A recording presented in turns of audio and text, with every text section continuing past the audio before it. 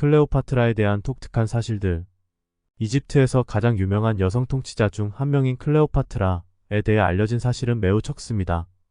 그녀는 줄리어스 시저와 마크 안토니 같은 인물들을 사로잡았던 미모로 유명하지만 역사학자들은 클레오파트라의 외모에 대해 전혀 알지 못합니다. 클레오파트라는 왕 프톨레마이오스 12세의 딸로 역사상 가장 뛰어난 통치자 중 한 명으로 성장했습니다. 그녀는 매력과 정치적 능력을 활용해 권력을 확대했습니다. 클레오파트라 여왕에 대해 항상 매료되었다면 알아두어야 할 몇 가지 독특한 사실들이 있습니다. 클레오파트라는 이집트인이 아니었다. 클레오파트라는 이집트를 통치했지만 이집트 혈통이 아니었습니다. 그녀는 알렉산더 대왕 이후 이집트를 통치한 마케도니아 그리스 왕족의 일원입니다. 알렉산더 이후 프톨레마이오스 1세가 통치했고 그 후 그녀의 아버지 차례가 되었습니다. 프톨레마이오스 12세가 사망한 후 클레오파트라가 통치하게 되었습니다. 그녀는 이집트인이 아니었지만 언어, 문화, 종교에 정통했습니다. 한때 클레오파트라는 이집트 여신 아이시스와 자신을 연관짓기도 했습니다. 클레오파트라는 미모에 의존하지 않았다. 로마인들은 클레오파트라를 자신의 외모에 의존한 매춘부 여왕으로 묘사했습니다. 그러나 역사학자들은 이 주장을 부인합니다. 그들은 클레오파트라가 지혜, 매력, 성격을 사용해 줄리어스 시저와 마크 안토니의 마음을 사로잡았다고 주장합니다. 역사학자들은 클레오파트라가 달콤한 목소리를 가지고 있어 누구에게나 쉽게 설득할 수 있었다고 설명합니다. 또한 그녀는 바바리언 언어를 포함한 다양한 언어에 능통하여 통역사 없이도 메시지를 전달할 수 있었습니다. 그녀는 아름답지 않았고 그녀의 시대의 동전들은 넓고 움푹 들어간 눈, 높은 이마, 굽은 코를 가진 여성으로 묘사하고 있습니다.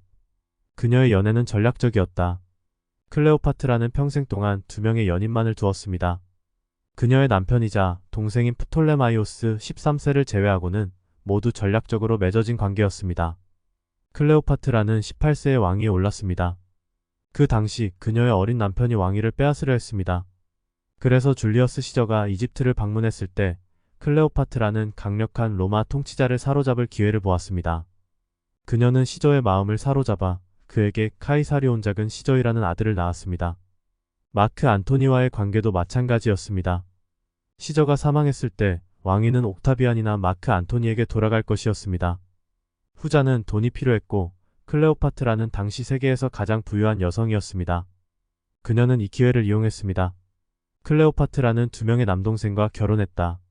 대부분의 사람들은 클레오파트라가 권력을 잡았을 때 어린 남동생인 프톨레마이오스 13세와 결혼했다는 사실을 알고 있습니다. 그러나 클레오파트라가 줄리어스 시저에게 아들을 낳은 후 다른 남동생인 프톨레마이오스 14세와도 결혼했다는 사실은 잘 알려져 있지 않습니다. 클레오파트라는 오늘날 958억 달러 이상의 가치를 지녔을 것이다. 클레오파트라의 제국은 현재 리비아에서 시리아와 이집트까지 뻗어 있었습니다. 그녀는 700만 명의 사람들을 통치했습니다. 역사학자들은 오늘날 클레오파트라의 재산이 958억 달러가 넘었을 것이라고 주장합니다. 클레오파트라가 뱀에 물려 죽지 않았을 가능성도 있다. 셰익스피어의 연극에서는 클레오파트라가 사랑하는 마크 안토니가 자살한 후 톡사에게 가슴을 물린 것으로 묘사됩니다. 그러나 역사학자들은 이 이집트 여왕의 거의 완벽한 결말에 동의하지 않습니다. 이집트에서 뱀은 왕권의 상징입니다. 따라서 클레오파트라가 뱀에 물려 죽었다는 것은 실제보다 상징적인 의미가 더 큽니다. 역사학자들은 클레오파트라가 스스로 독을 먹었을 가능성이 있다고 제안합니다. 그녀는 숙련된 화학자였고 다양한 독성 물질에 익숙했습니다. 클레오파트라는 3명의 형제를 살해했다. 이집트의 군주들은 서로 결혼하지 않을 때 서로를 죽였습니다.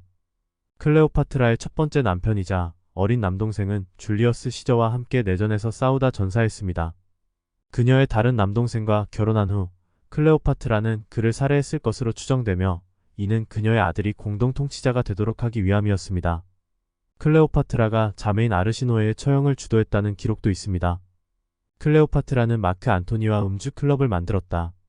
마크 안토니와의 관계 중 클레오파트라는 비할 데 없는 간이라는 음주 클럽을 만들었습니다. 기원전 41년부터 40년까지 이들은 이집트에서 쾌락의 삶을 즐겼습니다. 포도주를 마시고 잔치를 열며 알렉산드리아의 거리에서 주민들을 놀리는 장난도 치곤 했습니다. 클레오파트라는 전쟁터에서 싸웠다. 클레오파트라는 알렉산더 대왕과 같은 위대한 지도자들을 존경했습니다. 그녀의 연인이 옥타비안과 싸울 때 클레오파트라는 여러 전투선의 지휘를 맡고 마크 안토니와 함께 싸웠습니다.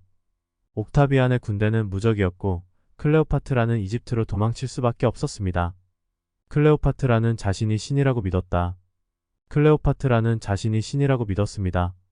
그래서 그녀는 의식과 축제에 참석할 때 신처럼 옷을 입곤 했습니다. 클레오파트라는 평생 사치스러운 환경을 유지하며 고급스러운 삶을 살았습니다. 그녀는 4명의 자녀를 두었지만 왕위를 물려주지 않았다.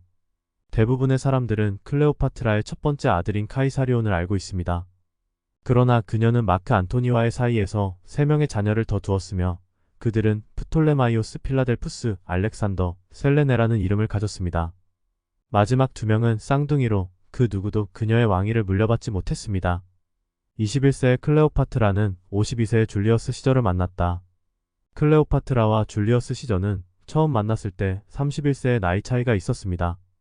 그러나 당시에는 나이가 구애의 주요 요소가 아니었습니다. 클레오파트라가 숨겨진 계획이 있었다는 점도 중요합니다.